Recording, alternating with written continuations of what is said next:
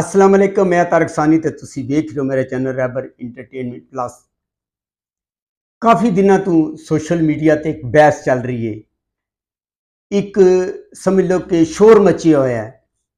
हर तरफ शोर है कि यार मोहम्मद राणा ने मुखो फिल्म का जेड़ा मुआवजा लेता है वो कम है।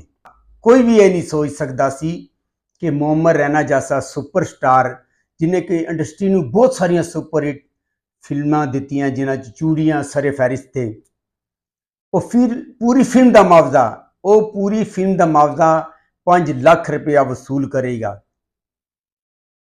बहुत सारे लोगों ने तनकीद की, बहुत सारे लोगों ने क्रिटिसाइज किया यार के मोहम्मद राणा की कर रहा है, उन्हें इन्ने कम पैसे क्यों लिते।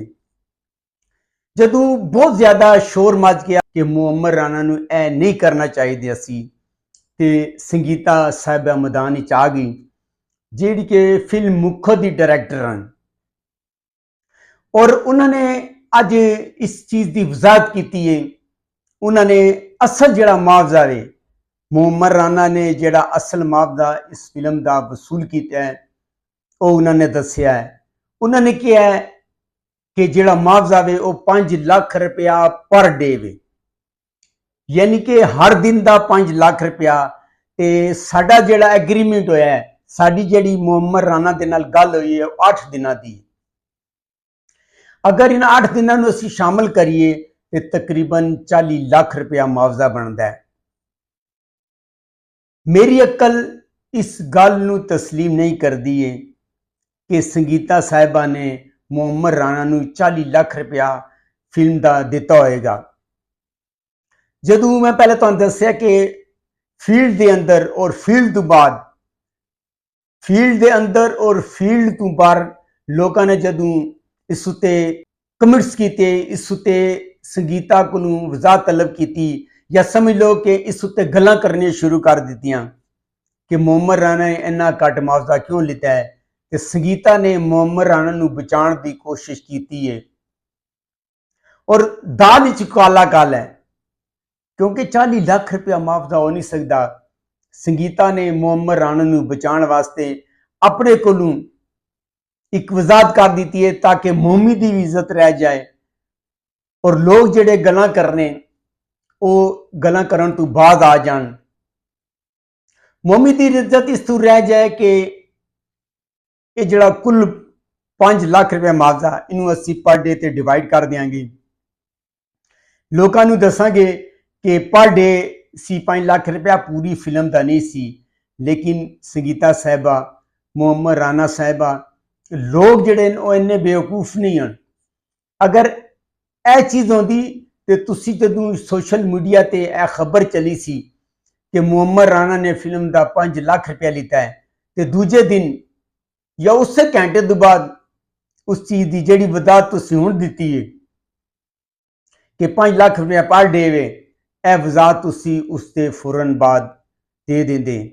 पर तुहानूं समझ नहीं आ रहा सी तो हुण अकलमंद किसी बंदे ने तुहानूं मशवरा दिता है कि तुसी इनू पूरी फिल्म का नहीं बल्कि 5 लाख रुपया पर डे कह के मोहम्मद राणा की इज्जत बचा लो। और मोहम्मद राणा नूं भी जदों लोगों ने गल्लां कीतियां होनी, फिल्म इंडस्ट्री के लोगों ने उन्होंने कहा यार तू ऐ की कीता है, तो शर्मिंदगी तू बचने वास्ते मोहम्मद राणा ने भी कह दिता होना कि यह जिहड़ा मुआवजा है 5 लाख रुपया पर डे वे। मोहम्मद राणा साहब, मैं तुहाडी इस वजाहत तू या संगीता साहिबा ने जिहड़ी वजाहत की है मैं इस तो मुतमिन नहीं हाँ। अगर कोई ऐसी गल होंदी तो फौरन इसकी वजाहत आ जाती। अज महीना हो गया तकरीबन यह गल सोशल मीडिया ते गर्दिश कर रही है, हर बंदा इस कमेंट्स कर रहा है, हर बंदा इस गल ते गल कर रहा है कि यार मोहम्मद राणा ने इन्ना कम मुआवजा क्यों लिता है। तो तुहानूं हुण होश आया तो तुसी इहदी वजाहत की है। बहरहाल ये तुहाडा अपना मसला वे, तुसी 5 लाख लैंदे हो, 5 करोड़ लैंदे हो, जिन्ना भी तुसी मुआवजा लैंदे हो तुहाडा अपना जिहड़ा ना यह मसला है। फिल्मां बननियां चाहिदियां, अच्छियां फिल्मां बननियां चाहिदियां, मुआवजा घट या ज़्यादा होने नाल कोई फर्क नहीं पैंदा, दोबारा काम चलना चाहिए है।